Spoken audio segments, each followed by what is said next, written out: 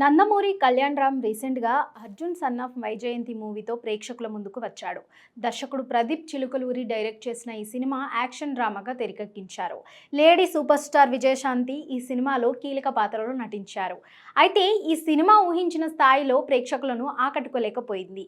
ఇక ఈ cinema result తర్వాత కళ్యాణ్ రామ్ ఇప్పుడు తన నెక్స్ట్ ప్రాజెక్ట్ను పట్టాలెక్కించేందుకు సిద్ధమవుతున్నాడట. ఈ క్రమంలోనే గిరీశయ్య అనే డైరెక్టర్ కళ్యాణ్ రామ్కు ఓ కథను చెప్పినట్లు తెలుస్తోంది.